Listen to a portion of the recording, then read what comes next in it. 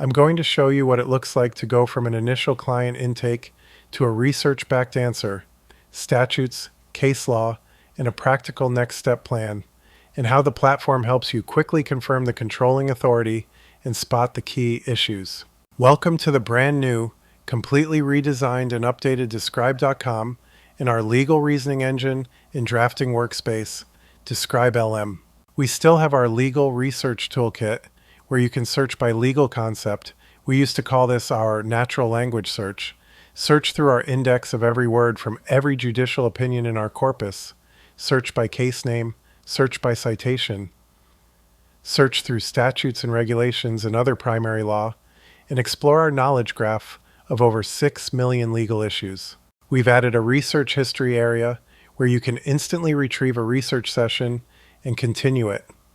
In my history, I was looking at cases and legal issues related to illegal searches. I also want to find cases that mention promissory estoppel. Note the citator treatments on every search result. Also in my history, I did a concept search for premises liability. Concept searches do not use an LLM, but rather search semantically against our case law corpus and show summaries of matching cases.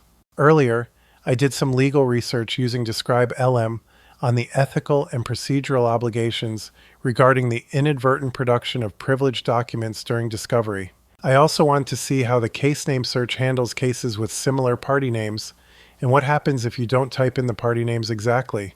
Let's go back to DescrybeLM and run a tricky research task. This is a realistic client intake question where the answer depends on a few different areas of law, Ohio and federal recording laws, plus potential defamation and injunction issues. What I want to show is how our research engine helps you quickly narrow the key facts and pull the most relevant statutes and cases. I'll click the Analyze button and the research engine takes over. But what makes it unique is it doesn't just take the user query, fill in gaps or clarification on its own, and then figure out the answer. It comes back with clarifying questions it needs answered to do the best possible research.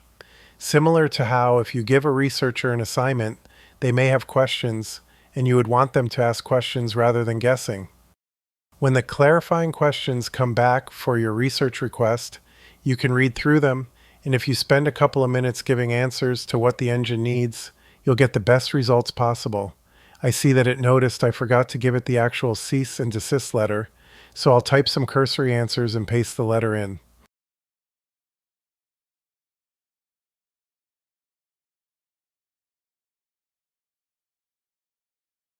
I'll submit my follow-up clarification answers along with the letter, and the research engine will do its thing.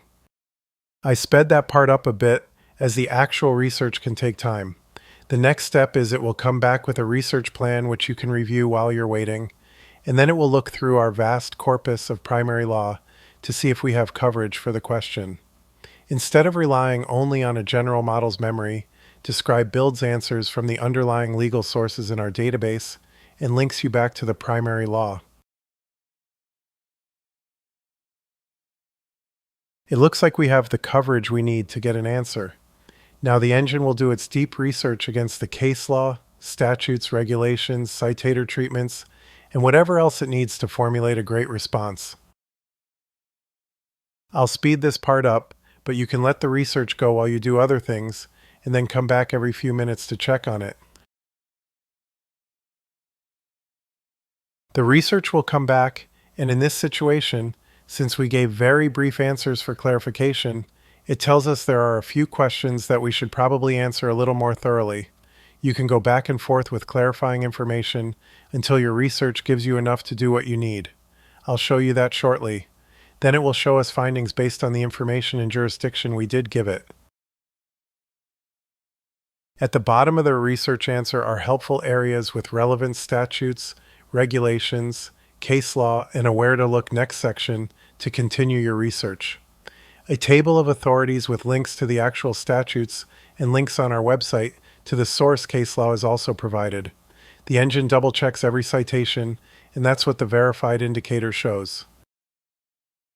You can ask questions about the response you received or provide more clarifying information.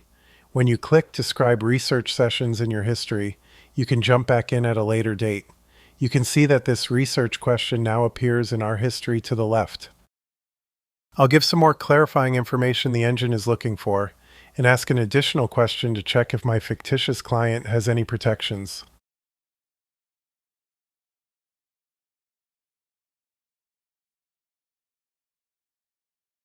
The last thing I'll show you is that there is a Word doc automatically generated for every research request, so you can download that and use it to share or read more carefully.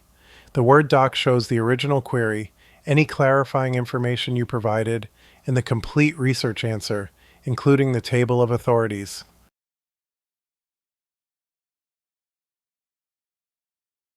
After a couple of minutes, the follow-up research will appear. Thanks for watching this demo of the new Describe.com platform. You can sign up for a completely free trial and try all of this out for yourself.